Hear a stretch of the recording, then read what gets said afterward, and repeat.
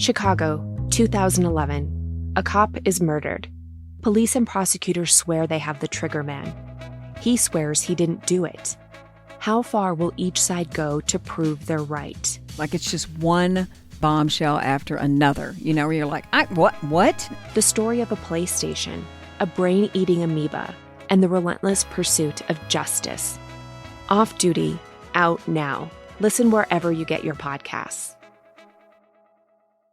Hi, this is Hannah Berner from Giggly Squad. Have you ever put on a bra that makes you feel like a goddess? Prepare to be obsessed with the Dream Angels Wicked Bra from Victoria's Secret, the iconic brand behind the world's most comfortable bras. And I only wear the most comfortable bras. The bestseller features an innovative sling for perfect lift without padding, and the fit is chef's kiss. Awaken your inner goddess with new colors and super femme lace embroidery.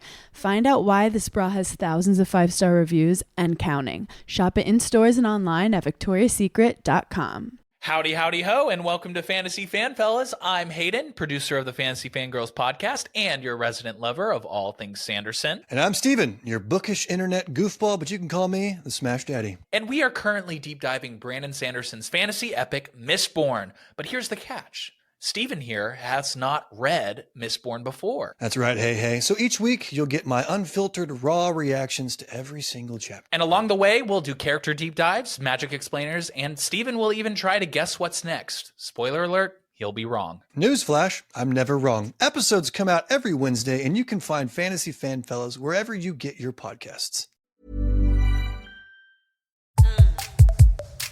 Hello, and welcome back to the Psych Legal Pop Podcast. This is a podcast where we talk about popular culture through the lens of an attorney and a therapist. I'm Tess Brigham. I'm the therapist.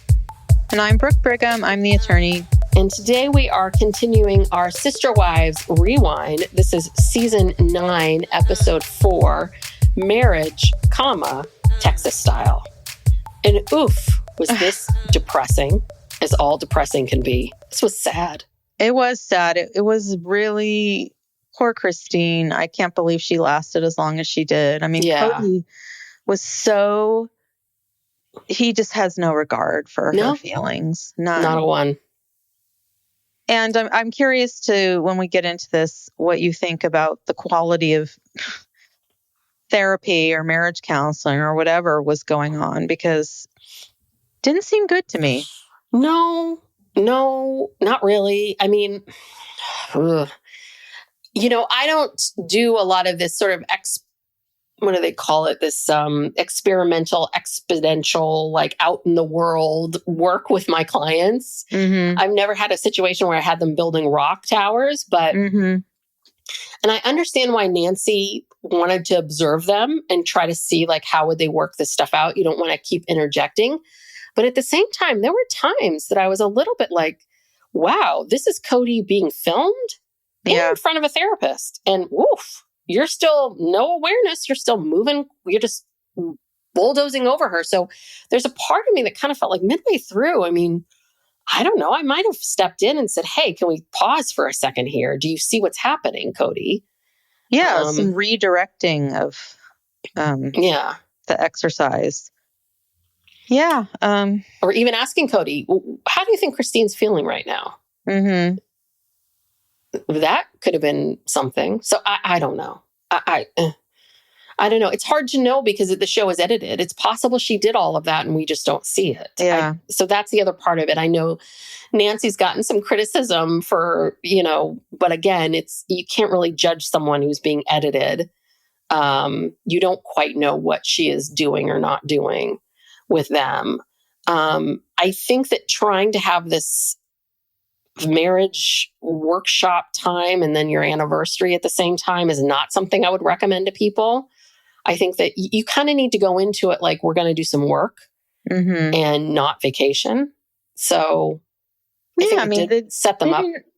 Yeah, they didn't really get like a real, or Christine anyway, she didn't get a real anniversary trip. That wasn't fun for her. No. She might have fun a little but fun at dinner or something, but what, like 1 hour out of the whole day? Yeah. I don't know. Well, before we start in on this episode, I just wanted to bring up a couple of Sister Wives news items. So the big story this past week is that officially the ownership change at Coyote Pass has happened. But, you know, on the plus side, Janelle and Mary did get each a 25% share in the property as a whole on paper. Mm-hmm.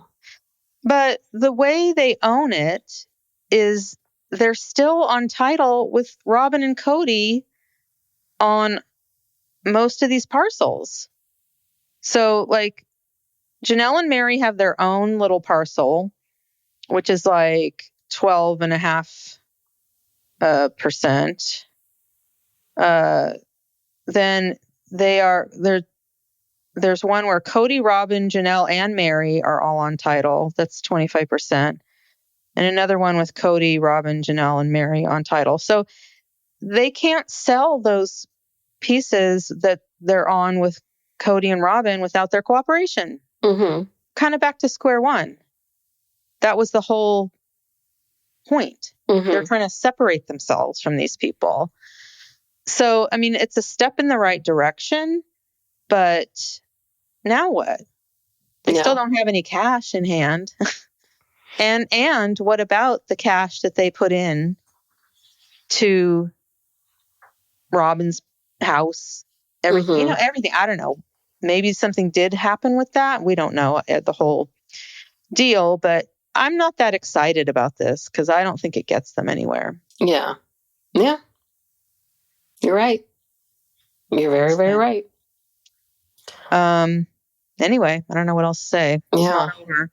They're still going to have to own property with these dimwits. And can you imagine? I mean, like, Cody's never going to give up that property or make... we all know how he is. We all know the writing's on the wall. Can Mary and Janelle need to get Kody and Robyn on board to sell? For 2 of these parcels, yeah. Yeah. Okay. They're on, all 4 of them are on title to 2 parcels. Janelle and Mary own 1 parcel together. So they could try to sell that 1 parcel. Yeah. They only have to work with each other on that one, but it's a smaller parcel, according to this map. Mm-hmm. And also, who's to say that someone's going to want to just buy the whole thing or one of, the way that the boundary lines are? Maybe someone would want to buy the whole thing. They want all of it or nothing. I don't know if you're going to find someone who's going to want to buy a parcel right next to Kody and Robyn's parcel. Yeah. The only one that wants to buy that is like some kind of podcaster, one of us who would want to live there and just observe. Well, they don't even live on this property. They live in their new... Oh, that's right. They bought McMansion. their new McMansion. That's right. That's right. Yeah. They have to be hurting for money. I feel like Kody and Robyn are going to have to sell this at some point. Yeah, but who's going to want to buy it? If you can want to sell and there not be any willing buyers. Mm-hmm. As we know, there's no utilities on this property. If you were going to build a house, would you want to build it on a lot with no utilities? You have to put in your own utilities. And so anyway, that's that. Yeah. And then, what else? Oh, so Janelle has finally moved all of her stuff from Flagstaff to North Carolina. I guess she had a bunch of stuff in a storage space or whatever. Mm-hmm. Anyway, she was on Instagram celebrating. The last of her stuff is on its way to North Carolina. It's like, how much stuff do you have, Janelle? Like, and then poor Maddie, she's going to take all this stuff to Maddie's house. Where are they? Is she living with Maddie? Is that where she's been living? Okay. Yeah. But Maddie's excited about that. Yeah. To have her mom there, she's got 4 little kids. Yeah, I'm sure it's very helpful, but I just don't know where she's going to put all her stuff. I don't know. They got that property now. And they can just build a shed on the property. Yeah, just slap a shed up. That's what Kody would do. Yeah, and then stick Mary in it. Say, here's your barn dominium. Yeah, Mary, be happy. And then we have Christine has her new bed and breakfast, or not bed and breakfast, Airbnb. Sounds such an old lady. I say bed and breakfast. Her new Airbnb. I forget the name of the town, but it's in Utah near a bunch of, national parks and places to go. And, I see these videos of her and she's just so happy, and it's just so wonderful to see, and how David is doing all this stuff with her. They're out like tooling around in those razors or whatever they're called around their property. She's just like smiling. I mean, smiling ear to ear. And then you compare that to how she was in this episode that we're going to cover. And it's just like night and day. And I'm just really happy for her. Yeah. And I want to go stay in that Airbnb, and I want to go to the beautiful national parks. I really do. Yeah. No, I'm very happy for her, because watching this episode it felt a little bit like, because I don't know what it's like to leave a long-term marriage. I'm still in it, but I don't know what it's like to leave a long-term relationship like that. But I can imagine that it must happen in stages, where you're kind of like, you get chipped away at, and then there's this stage, and then you kind of resolve and you kind of get to this stage. I feel like what we witnessed over this weekend was definitely a stage of Christine almost saying, I give up.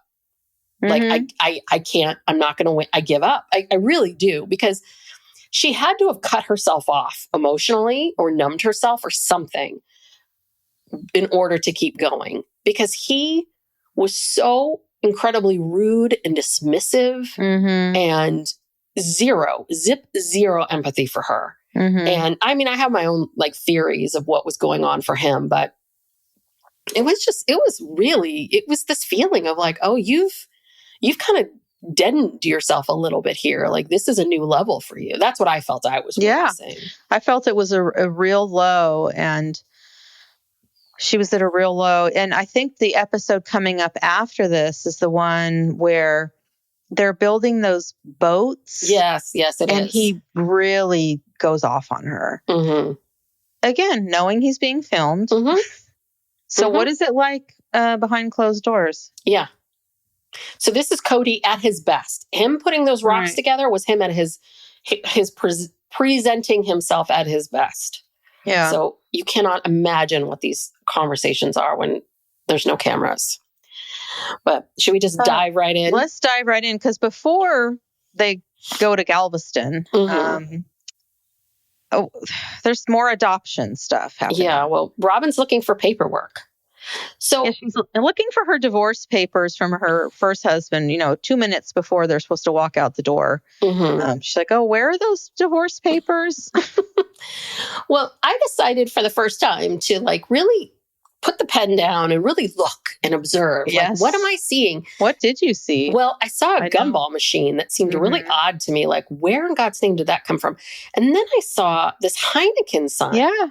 And I know that he used to do signs, but for people that don't drink, why would you keep a Heineken sign? And anyway, like, nobody under the age of 20 something should have a Heineken sign unless you own a bar.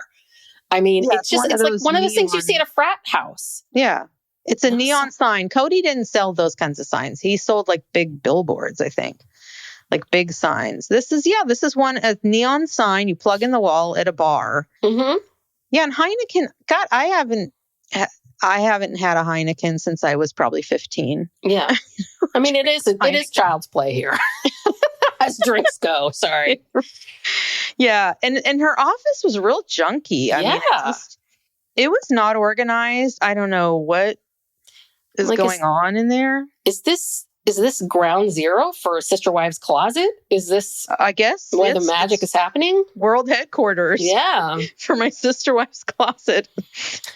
But I couldn't spot anything else. But those were the two that I was like, oh, that feels so weird. Like, that is odd. Yeah. It was weird. And then Kody comes on. He says, we're in legal hell.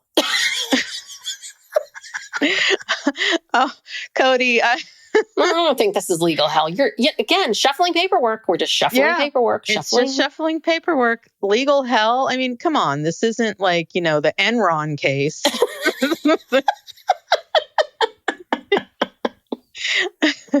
It's not the O.J. Simpson trial or something. I mean, there have been bigger legal battles. Yeah, Kody. he's got to go to Ron Reynolds' office for the third time this month. Why are they all going together? I don't know. Well, poor Mary. Again, we see this. We see the replay of him when Mary said, "I don't want to go witness you guys get married." Mm-hmm. And Cody's like, "We're in this the whole time, And then he decides. I mean, I think Kody just was like, "Let's bring everybody." Yeah, and then Kody explains, and the language of this I think is so bizarre. He says, "Mary graciously offered up a legal divorce so Robyn could get legally married to make it easier to adopt the kids." Yes. That's their story, and they're sticking to it. Mm-hmm.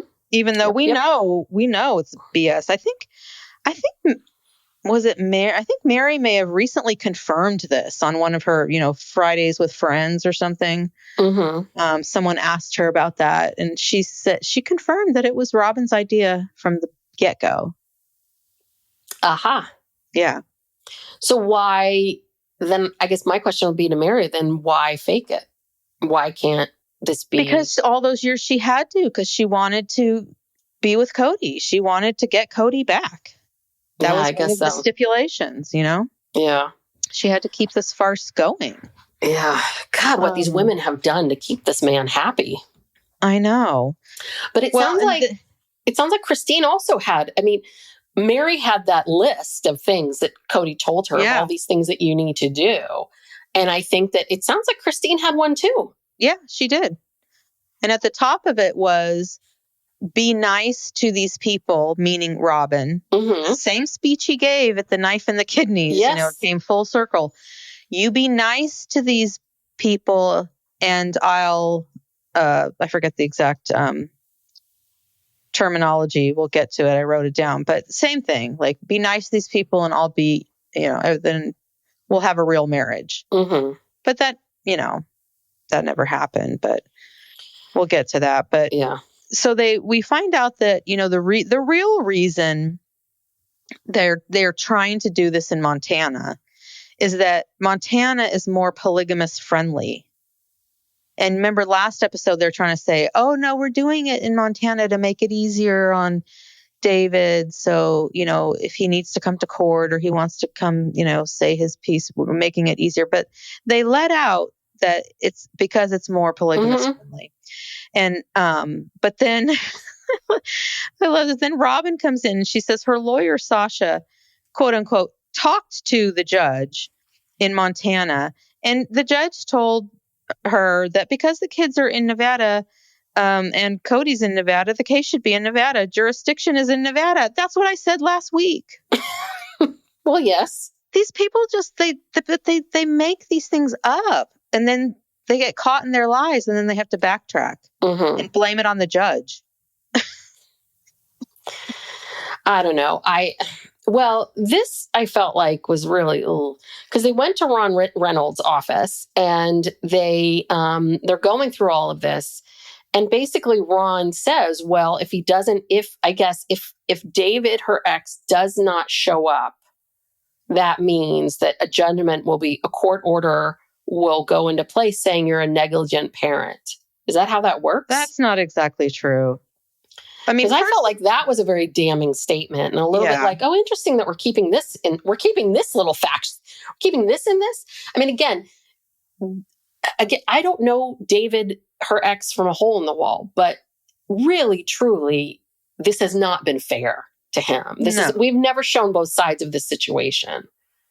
Yeah, and they are taking little digs at him. Like, I can't remember if it's Kody or Robyn says that he's avoiding service. Mm-hmm.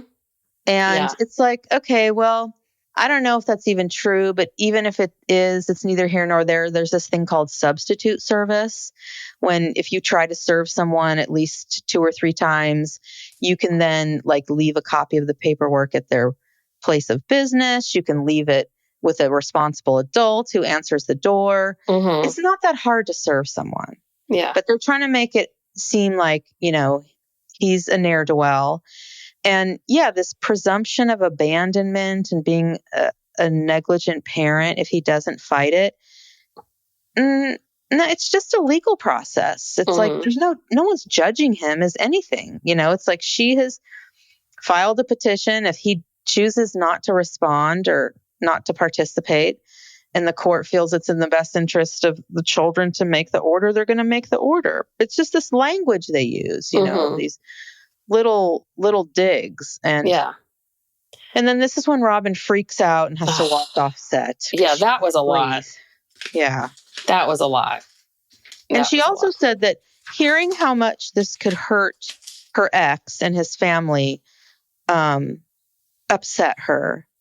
And she's trying to make him understand she isn't trying to take his kids away as far as visitation goes. And I'm just like, he doesn't trust you, Robyn. That's probably why he's not interacting with you or cooperating with you. He doesn't trust you. You already took his kids away from him once. Yeah. Moved them to another state. Well, and this whole thing about, right, they're acting like, well, we have to get the kids. We have to, if something happened to Robyn, we have to get the kids. We have to get the sick kids.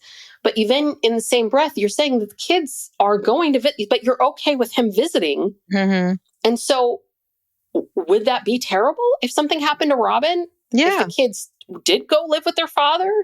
The whole thing is they're really trying to make themselves out to be these like benevolent heroes who are doing the right thing. But as you've mentioned before, there's other legal things they could do without adopting the kids that would ensure that the kids would be able to, stay with the Browns if that's what they wanted. Yeah. And I also think that their father would want them to still see the Browns because it's not like he's fighting for custody now. Yeah. He's obviously okay with them living there, or else he'd do something about it, presumably. They make it seem like he's the one who's so whatever. And he's not. He hasn't shown any tendencies of being manipulative like Robyn and Kody. Yeah. So because if there were hard facts, if he was calling Robyn, harassing her, if there was all these issues, trust me, we would have seen it. Oh, we would have seen something. Would have come out by now. There's nothing. There's nothing there. And then Ron Reynolds saying, okay, well, you could adopt the kids within a week. That seems very quick. Yeah, that made no sense. They're saying that if he already signed the paper, then yeah, the adoption could happen next week. I don't know. Yeah. Apparently, they've already got that court date set up, where they go to the courthouse, everyone piles in, and the judge approves it. Yeah. But I thought he hadn't even been served yet. So how could they be being adopted in a week? There's no due You don't even know process. the jurisdiction. Served I know. where? Served it for a court date in Montana or court served in Nevada? We don't know. Due process, jurisdiction. These concepts are just way too much for these people. Anyway, well, we can't worry about that right now because Kody and Christine have an anniversary, not 22, 21. And they're going to Galveston. So this was one of my favorite parts of the episode was Kody going around hugging people. Mm-hmm. Now, did you see the hug with Robyn? That was a long hug, much longer than the hug he had with Janelle. Yeah, his hug with Janelle was sort of like a side hug. It was a full hug. See you, buddy. See you, pal. Take it easy. Yeah. And then Robyn was this long, hug, and then he's hugging Gwen. But then you see Annie. Oh, the look on Annie's face was just like, you motherfucker. I fucking She was mad dogging him. She does not like him. Because now that Annie's living there, I bet you anything, she's witnessing a lot of this. Oh, yeah. And she's hearing from Christine. Yes. Like, oh, this is happening. This is happening. This is happening. So, of course, Annie's like, Christine started out this segment by saying, I've reached a point where almost every day is hard. Yeah. Yeah. So Annie is there witnessing this. Mm-hmm. And Annie is not happy. Yeah. and she cannot see a silver lining. That's why I was saying that I think she obviously put a lot of hope into this weekend. And I think that as we watched that rock formations section, it was almost like you watched it slowly move away, dying of what she hoped this would be. And I just have to accept that this is what it is. Oh, God. I hope Christine's an inspiration for any women out there that are in this kind of marriage. Go get her book. Yeah, get her book when it comes out. Leave. And then poor Mary.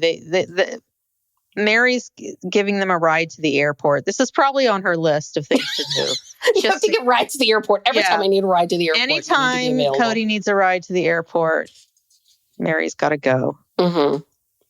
Now, this whole thing with the relationship with Pat, the former therapist, is a little sticky because I'm not I mean, if I have people that I've worked with that I don't work with anymore, I'm not friends with them. I'm not going on their anniversary trip. I'm not doing any of this. I mean, I'll just be perfectly blunt with you. It's really sticky. Yeah, and they're going to Galveston because Pat moved to Galveston. Yes. And they're like, oh, we have a friend in Galveston. Yeah. And so, like they act like they're real buddy-buddy with her. Yeah. Well, it's interesting because Kody says he loves Pat because Pat gives him a lot of validation. And I think maybe this is part of the problem. And maybe one of the issues with Nancy was that it sounds to me like Nancy didn't put up with his crapola. And that Nancy was a little bit tougher with these things.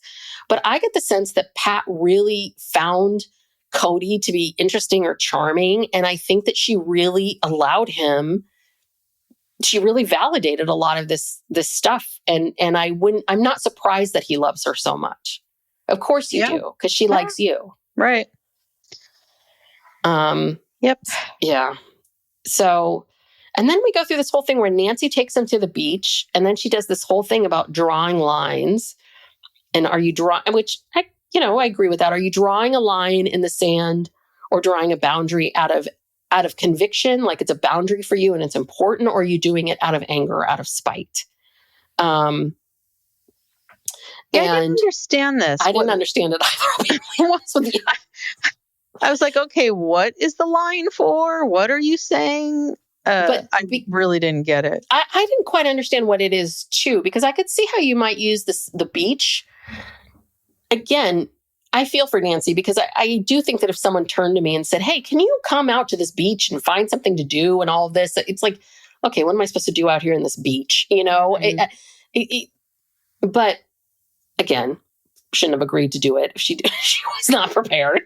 But yeah, I didn't quite understand. I understood this idea of boundaries and, having lines and all of that and using the sand as a representation of what that looks like. But the only one that we saw was this idea of Kody saying, well, I'm going to draw this line where it says, I'm never going to say I'm done. And so I think that's a really important point because yes, Kody, you would never say that you're done, but it doesn't mean that you aren't crossing lines every single which way, right. Every way. So this comes back to Kody's big thing of, well, you're the one, Christine, knife in the kidneys, you're the one leaving, you're abandoning us, you don't care about us anymore. When in actuality, it's a little bit like, no, you basically are the one saying, I'm going to treat you however I'm going to treat you. Yeah. He thinks he's a hero for saying, I would never leave you. I'll just treat you like shit while you're here. But I'm not going to leave. Mm-hmm. Well, so aren't I a hero? Yeah. I mean, that's meaningless. That means nothing. So I don't know what that's all that. And Christine agrees because poor Christine is just like, okay, good. So I'm getting something here. Mm-hmm. And that was that. I was just like, okay. Yeah. It didn't get very far. I don't know. I don't know. Then we go, I love this. So they're staying at this bed and breakfast. And so they talk about how Galveston, because it's such a low elevation, it gets wiped out like every 100 years by some big storm. Mm-hmm. And Christine says, so indicative of our marriage. Yeah. I mean, Christine is really at a low point. Yeah.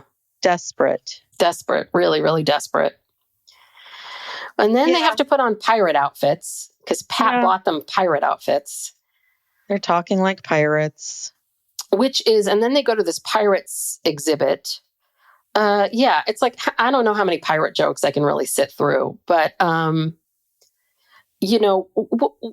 okay. So is this, I can't remember if they said this in an interview or not, but this is what I wrote down. That's something that Kody was saying. Maybe this was my interpretation of it, which is like, Christine and I have a lot of fun together. And then she ruins it by wanting to talk about our relationship. Yeah. Did he say that directly? Yes. Okay. He says, whenever we're having fun, Christine wants to talk about our relationship. And it's like, yeah, because it's probably the only time she feels safe to talk to you, Kody. Yeah. Because, you're being lighthearted. You're not being a jerk. Yeah. And this is a big thing that happens with couples all the time. I hear this constantly, which is when you're getting along with your partner, you don't want to talk about these things because you fear it's going to lead to fighting. Mm-hmm. And then, but the problem is that if you don't talk about these things when you're both in a good headspace, you are going to fight later on. It's all going to come out and you're going to say and do things that you wish you hadn't. So you are better off. But so that's telling you right then and there, which is Christine, Christine's fun until she wants something from me, until she expects something from me. And isn't that the whole reason you're here this weekend is to work on your marriage? So what's wrong with talking? Yeah. Who cares if you're having fun or, you're that's the reason why you're there. Yeah. Psych Legal Pop will be back after these messages. Chicago, 2011. A cop is murdered. Police and prosecutors swear they have the trigger man. He swears he didn't do it. How far will each side go to prove they're right? Like it's just one bombshell after another, where you're like, what? The story of a PlayStation, a brain-eating amoeba, and the relentless pursuit of justice. Off Duty, out now. Listen wherever you get your podcasts. Hi, this is Hannah Berner from Giggly Squad. Have you ever put on a bra that makes you feel like a goddess? Prepare to be obsessed with the Dream Angels Wicked Bra from Victoria's Secret, the iconic brand behind the world's most comfortable bras. And I only wear the most comfortable bras. The bestseller features an innovative sling for perfect lift without padding, and the fit is chef's kiss. Awaken your inner goddess with new colors and super femme lace embroidery. Find out why this bra has thousands of 5-star reviews and counting. Shop it in stores and online at victoriasecret.com. So this seems to come, we kind of learn a little bit about what exactly was happening, which is while they're still in Utah. So this tells us pre-Robyn, pre all of this, basement wife, Christine was not happy. And so that apparently Christine questions the principal. And there was something, and she's very honest about this. She's like, I just didn't think that I would be so jealous or angry. And she recognizes that she's like, I didn't look at what was underneath it. But I told Kody I hate plural marriage. And this is one thing that people do. And Kody's the kind of person that would do this is they hold on to one thing that you said and they're going to hold on to that. And it sounds to me like Kody heard that about this plural marriage. I don't know about plural marriage. And he held on to that and is using that as a weapon every single time this comes up about their faith. But but also she says she hates feeling jealous and she never felt jealous before. I feel like the way I've always interpreted what she said is the jealousy came when Robyn came into the family. But she wasn't happy in Utah. She says, I was questioning the principal in Utah. Well, yeah, they were in Utah for 2 years before with Robyn. I guess so. Maybe she was questioning it then. I kind of interpreted that as maybe she was questioning it before Robyn came in. Because I think she always said she loved being a third wife. She was happy. She loved being the third wife. She wanted to be the last wife. She was happy. And then she did not expect Robyn to come along. I think that's when she started to not like the principal because I don't think she was jealous of Christine and Mary. I think the first Janelle and Mary. Janelle and Mary. I think the first time she experienced jealousy was with Robyn. That's the sense I always have had. And that's the sense I got from this conversation. Okay. I can believe that. We'll find out in her book. Hopefully we'll dig. We want to know the moment, Christine, the moment this happened. Yeah. I think I probably was when she was about 8 months pregnant and Kody started driving to St. George every weekend to bang Robyn. That's probably when it started. If I had to guess. But Christine says that Kody really shut down when she said that he took it, this is my interpretation, that he took it as her saying, I'm not happy in plural marriage, or I'm not happy. Kody took it very personally. Yeah, like, I'm not happy with you. I'm not happy with you. Mm-hmm. And so she says, we need to find a way around these miscommunications. We don't communicate very well without, I guess, pushing each other's buttons. Mm-hmm. They tend to push each other's buttons. But then we get into this whole thing about lack of trust, lack of intimacy. Mm-hmm. Which I feel Kody uses this as a catch-all. Like, if he does, I don't trust you, so I can't be intimate with you. Mm-hmm. You don't trust, why? Because she says that she's jealous? Like, you don't trust her? Mm-hmm. I just feel like he just throws that out. It's a way to deflect any attention or responsibility on his part. Well, it's also interesting because usually men and women, and across the board, for the most part, with heterosexual couples, the reality is men usually want more sex than the woman. That's usually what he's coming in talking about. Mm-hmm.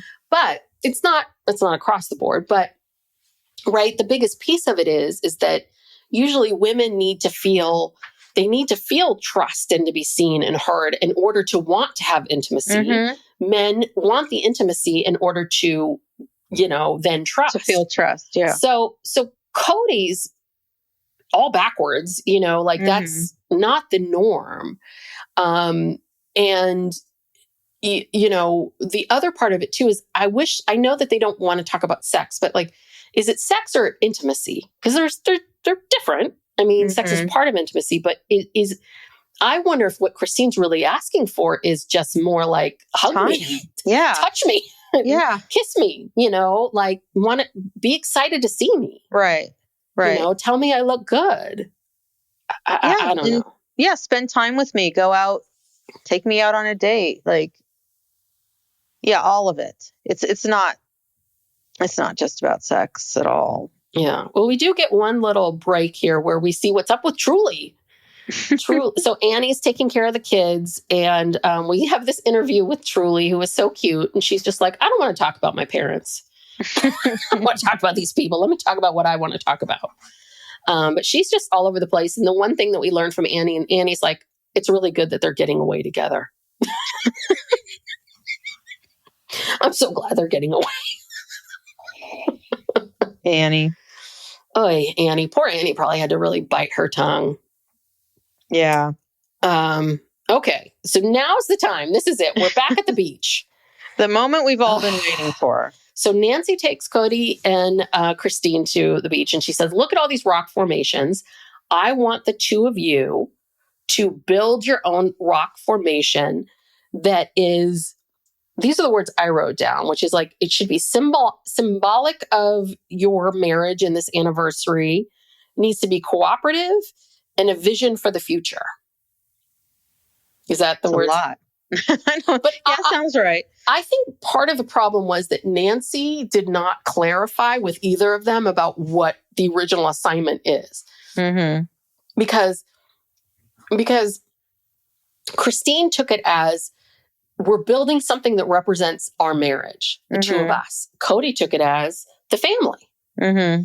Right? And so I think that one was a little bit like, should have been a little more clarity of like what exactly this should be. But I don't know. Yeah, she should have stopped him. She should have stopped because he immediately started talking about, the 4 cornerstones and the base 4. This is the base 4. He immediately started in with that whole family thing. Mm-hmm. And she should have stopped him and said, no. We're here. this whole weekend, this is all about building your relationship, working on your relationship. This should be focused on that. Mm-hmm. So, and Kody he just takes control. He takes over. He gets in his mind, he's going to do 22 rocks for 22 people. Christine doesn't really like this idea. And he's just not listening to her. She's trying to give input, trying to say, oh, I thought this was supposed to be about our relationship. At one point she says, can we build something that's just the two of us? She asks him, ignores it. He ignores her. Then in a talking head, he says, yeah, Christine wanted to take it in another direction. I wasn't going to let her. It's about the whole family. Mm-hmm. Yeah. Wow. Yeah, he's very dismissive of this, but he says to her, like, well, trust me. And it's a little bit like, okay, Kody, why? Why should she trust you? Right. You're saying you don't trust her. So why should Christine suddenly stop and trust you if you're saying you don't trust her? And he's not even letting her participate. You know what I mean? It's not like he's even saying, oh, he sends her to go get a rock or something, but totally shuts her out of this exercise. And she says he's this is about us. This is supposed to be about us. He's not present. He's just bulldozing through, and it's hurtful. Mm-hmm. She says, nope, there's no point in discussing it. She kind of gives up, in the moment. In the end, he's not going to do what I want him to do at all. So I'll just lose with grace. Yeah. And try to put, what she does is she tries to put a good spin on it. She finds the heart rock that's shaped like a heart. Yeah. And I think we just saw exactly what their relationship is, which is she asks for something, he dismisses her, bulldozes her, treats her like crap. And she says, okay, I have to muster whatever energy I have for my kids, for my sanity, to be nice and to do this. And it's just really so hard to watch. I just wanted her to take one of those fucking rocks and throw it at his head and get up and be like, bye, Nancy. Bye, Kody. Peace out. Peace out. I'm going home. It is so clear. He does not take her seriously at all as a person. I think I might believe what he said when he said, I never loved you. Mm-hmm. I don't think he did. I think he married her because of her status. She was able to give him a lot of children, which was the most important thing to her. I think if she had had infertility instead of Mary, he would have found some way to get rid of her. Mm-hmm. And, she did so much for the family. He kind of had to keep her around. I don't think he ever loved her. I really don't. Mm-mm. After seeing this episode. Yeah. I mean, how could he? Yeah. So the tower was awful. And then, so basically Nancy is this where she tries to kind of insert a little bit of, well, hey, how did you feel like that went? And don't you think that maybe she was trying to do that? And Kody kind of sort of concedes, but basically he says to Christine, honor the entire family and I will love you. Yes. There it is. It's the same as you never really tried to get along with these people, meaning Robyn. I mean, you can't tell me he's trying to say that Christine and Janelle never liked each other. And they've acknowledged that they had tensions, but they always worked together for the good of the family and the kids and appreciated each other. Mm-hmm. Janelle always was very appreciative of Christine, helping raise her children. So that's not it. This all comes back to that she's not nice enough to Robyn or whatever. It's not that, I don't even think it's that she was, because we've seen she was nice to Robyn. There were times where she was the only person being nice to Robyn. It was more like he was pissed off at her because she was jealous of Robyn. She felt jealousy and she expressed it from day one. Mm-hmm. The season 1, episode 1, she's sitting on the couch, very, very pregnant and crying, saying, I don't want this. Yeah. And he just had complete disregard for her. Yeah. He didn't want anything getting in his way. No. At all. At all. Well, one of the things he said that I felt like was very untrue is he said something to the effect of like, well, we had a family before Christine came into it. It's like, well, hold on a second. You had Mary and you had Janelle, and apparently Christine joined around the time that Logan was born. Right. So really, truly, no, you didn't. You didn't have this family. You had two wives that didn't get along. Yeah. That's what you had. And then Kody does say something about like how I admit that I railroaded you, but I'm not sorry for that. He said that at some point. What does that even mean? Railroaded you meaning like making you come into this family as a peacekeeper? Well, I think the railroad had to do with the rock formation. Like I railroaded you during the rock formation. And then he says, what can I give you in return? And Christine says, well, I just want you to trust me. I just want you to trust me so that you'll be nice to me, so that you'll actually be kind to me. Essentially, she didn't say that, but that's what she says. And and it comes back to this whole thing around, Kody thinking that she doesn't care about her sister wives. Yeah. And it's like, yeah, she says, I care more about my sister wives than he says I do. And my actions have proved it. Yeah. Yeah. Wow. And we're going to see in this upcoming, the tell-all, the one-on-ones, with Sukanya. And I cannot listen to Kody talk about how like, well, don't get mad at me because I fell in love with Robyn. Like he's like the victim here, like because he fell in love with Robyn. He didn't love his other wives. Therefore, I should not be blamed and I should not be villainized. Don't I have the right to love? It's like, yeah, Kody, you absolutely positively do, but you should not have stayed in a plural marriage with these other women knowing that you loved her. Like, no. It's like he has zero responsibility for anything. And that's the part that's so destructive is this is a person who has like all of these marriages and all these kids. And he's unwilling to take any ownership of anything that he does at all. He just was so awful to these women until he drove them away so that he couldn't be blamed. They left me. I didn't leave them. I wasn't going to leave them. Well, so after that disastrous day at the beach, she at least gets to go to a nice dinner. And of course they have a convertible. They've rented a convertible. That's the other thing too. Can you really afford a convertible, Kody? But I'm sure the show was paying for it. But. Yeah, but it's like, that's just so Kody. Remember when he had the honeymoon with Robyn and they had a convertible? Yeah. And Mary, when he went somewhere with Mary, that he's always got to rent a convertible. Can't have just a regular old, subcompact car. Yeah. To have a convertible. And I always think that's really interesting, people who love to be in convertibles and always want the top down. Like you really want people looking at you because I feel like it's very exposed. Yeah. I like to be in my hovel a little bit here. I don't need the world to know everything I got going on here. But that's someone who really wants to be looked at. Oh yeah. Well, we know he likes attention. Yeah. So they're going to this romantic restaurant called Sheeran's. It didn't seem, apparently it's the restaurant of Galveston, but it didn't look that great. But I'm glad she got to go out to a nice dinner and it wasn't Hugo's Palace or wherever he took Mary after he divorced her. She says, it's nice to be in a fancy place. And it's like, you don't get out much, do you, girl? No, poor thing. But she says that she realizes that she's got to make it about the two of them.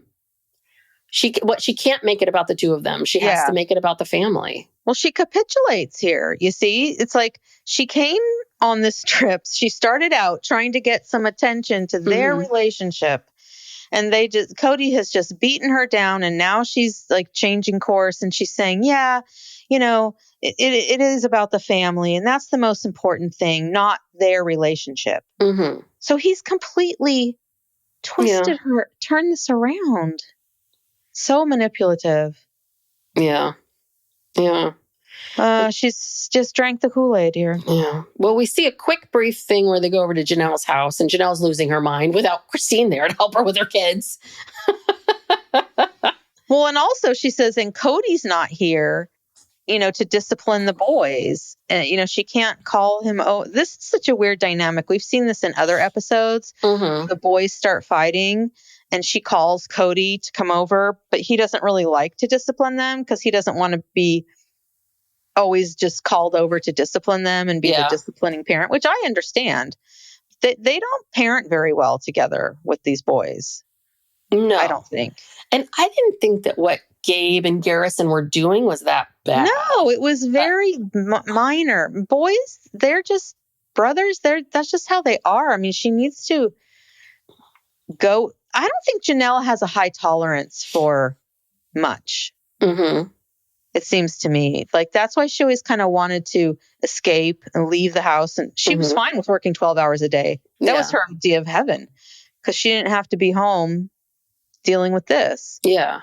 It was strange. I couldn't tell if she was being real and sincere or this was some kind of act, but it didn't make sense to me. Well, and I'd also like to say, what are you doing now for work, Janelle? I mean, I can understand if you've been working, you commuted an hour and then worked a 10-hour day and commuted another hour home and your boys are making it really hard for you. And I can understand that, but it's like, we're at the point now that you guys are doing what, Sister Wives Closet and some MLMs? Like, what are you tired from? Well, Janelle has her real estate stuff, I guess. I don't know. Okay. From what? Although we've never seen her sell a house, but... Anyway, yeah. And she had Maddie there too. And Maddie, of course, was like the one. I noticed that the boys all disappeared and Maddie was the one cleaning up. Yeah, well, yeah. I don't know. So now we're back to Pat.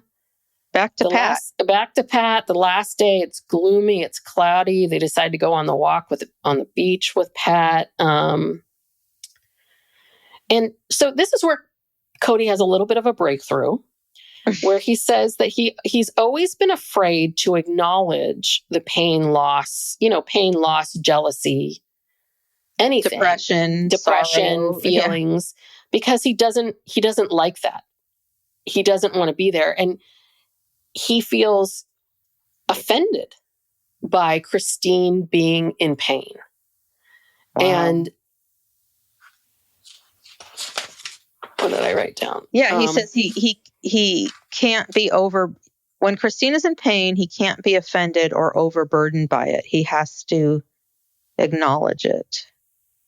Or maybe that's what Pat said. I don't know. No, that's what Pat said. Basically, this is what I wrote down, which is Kody loves the validation, but can't or won't give it out to other people. Right. Because what you love about Pat, Kody, is the fact that she does validate your feelings, that she is validating you, that she is saying that sounds hard, that sounds difficult. Oh, I'm so sorry. You like that, but you don't have the capacity to do it for other people.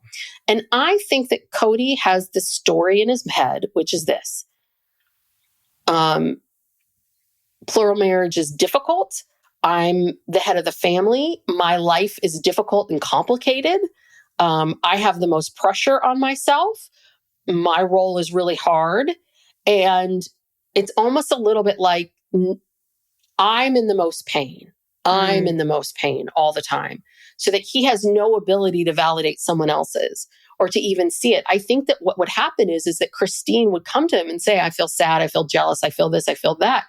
And what I wonder is if, because when she said, I feel jealous, and maybe she said, I felt jealous of Robyn, or maybe she just said, I felt jealous of other wives. I think Kody knew how much he liked Robyn, and I think he knew she should be jealous. And I think that is why he kept putting it back on her. Mm-hmm. That's my theory of all of this, is that it was really I think that he very much had this realization that, okay, I really love this person. This is different. This feels different. And it's like, that's the moment where you needed to leave all of this. But he couldn't or wouldn't for various reasons, as we talked about. But, it's interesting because I wrote down, until Robyn showed up, I don't think he ever felt this kind of love before. And so I don't think he recognized the jealousy as a problem until she showed up. That's just my theory. Yeah. No, and he's now said as much. Yeah. He has said that, he he really, these other marriages were kind of almost like arranged marriages. Mm-hmm. And I think his and Mary's marriage was more arranged than they let on. Mm. Because I think, Kody's dad was new to this religion. And I think Mary's family was already way into it. And they were they lived in the same town, the same church. And, they probably kind of pushed them together a little bit. Mm-hmm. Yeah. And I think that, listen, I feel for them. They were 19 and 20 when they got married. Like, to make a huge life decision like that young, we think about identity, which is a big part of White Lotus. We're going to be covering that on Thursday. Mm-hmm. That's the big theme. But I really do. I think that Kody, he came back. His family had this new identity. He has this new identity. Oh, okay. So part of my new identity is I marry this woman. And yeah, I think Kody was doing a lot of stuff for what he felt like he needed to do religious wise, or as a man, as a father, he felt very put upon. But the problem is that since he's such a narcissist, he has no awareness of what the impact is for the women. Mm-hmm. Like, for the fact that maybe this wasn't what they wanted, that they too had an identity like Christine had, or Christine said, I want to be the third wife. Right. And got very attached to that and thought that was the solution to all of her problems. I'll be the third wife. That'll fix everything. Yeah. Yeah. This was hard to watch. Yeah, it was. But I don't know. I would just have a lot more respect for Kody if he would just say, you know what? I realized that I fell in love with Robyn. I shouldn't have stayed married. Like, if he just owned any part of it. I think that's hard for him, because to say that, like, if he hadn't have done all of that and stayed, he wouldn't have all these children. Mm-hmm. And that's very important to him, to his detriment. He's ironically, because he loves his children so much, he's driven them away. Mm-hmm. Because he can't stand to not be with them. That's always been the root of everything. He could not accept that his kids were going to grow up and leave him. Mm-hmm. And even during COVID, that whole thing with Gabe and Garrison, it was like he couldn't believe that his kids would choose this other stuff over being able to see him and be with him. Mm-hmm. And that just profoundly hurt him, I think. And the thing with the big house and all of it, that's his identity. And so I think it's hard for him to say, yeah, I wish I what is he going to say? I wish I never. No, that's not what I'm saying. What I'm saying is that I think it would have been, what would happen if he acknowledged a little bit of, yeah, I fell in love with Robyn. It was different. It was a different kind of love. It occurred to me. And looking back, I probably wasn't very fair to these other women. Mm-hmm. During this time, but I felt like I was doing what was right, or what I was supposed to do, or I felt like I had to hide this and keep this going. Mm-hmm. And I realize now that probably that wasn't the best thing. It's got nothing to do with that, because all the kids were already there by the time Robyn showed up. Yeah, I thought you were saying that, like, he wished that, I don't know. No, not negating the kids, not negating the past, not any of that, but just having some level of, because he loves to make himself the victim. I'm a victim. People are punishing me because I fell in love with Robyn. And it's like, no, you fell in love with Robyn. That's okay. No one's punishing you, but own you're part of that. Own the choices that you made after that and why you made those choices. Mm-hmm. I also think with Kody, it's about the kids not leaving him, but I think it's also about the kids being really into him the way Aurora is. Mm-hmm. Like, that's what he wants. Yeah. He wants all the kids to be around and attached, around when he wants them to be around, when it's convenient for him, and also very into everything he's doing and saying, and thrilled, by everything, and not questioning him. That's what he wants. Yeah. Well, and I think that they were, for the most part, up until a point.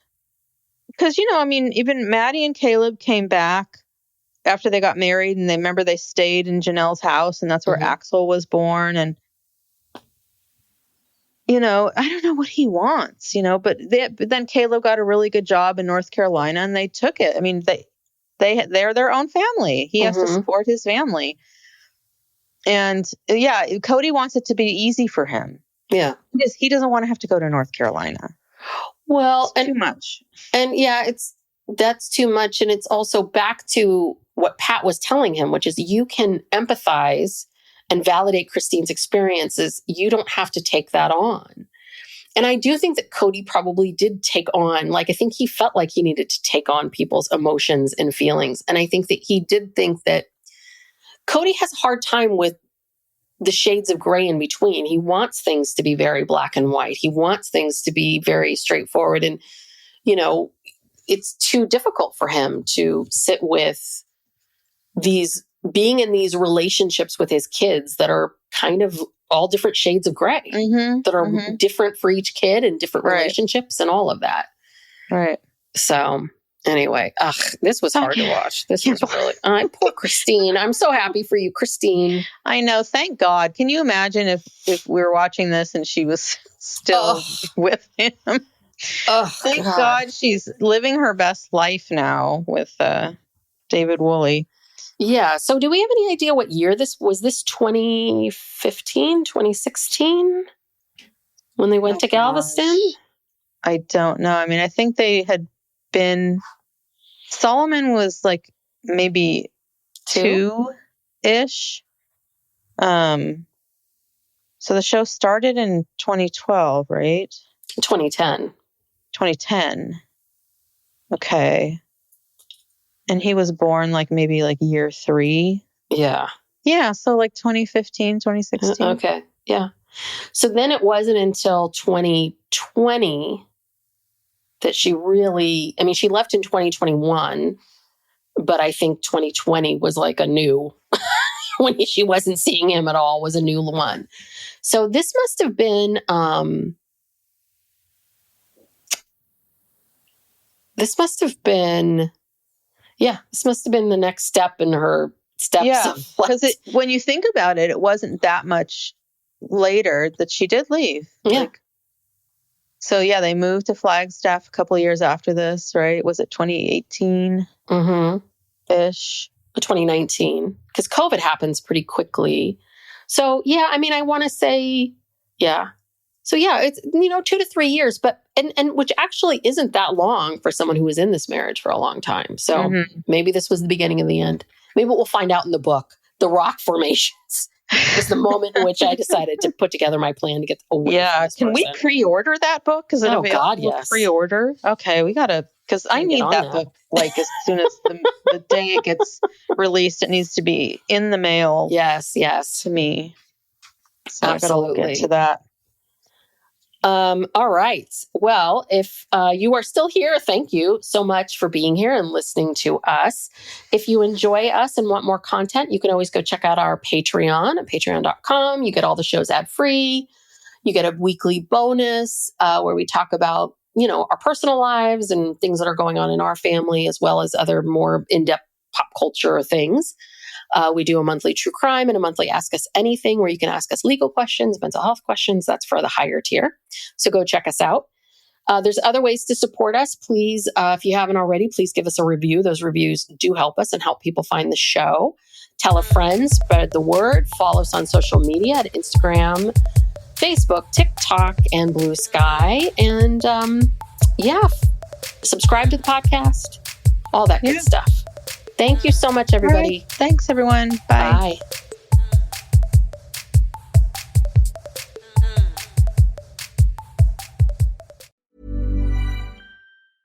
Hi, this is Hannah Berner from Giggly Squad. Have you ever put on a bra that makes you feel like a goddess? Prepare to be obsessed with the Dream Angels Wicked Bra from Victoria's Secret, the iconic brand behind the world's most comfortable bras. And I only wear the most comfortable bras. The bestseller features an innovative sling for perfect lift without padding, and the fit is chef's kiss.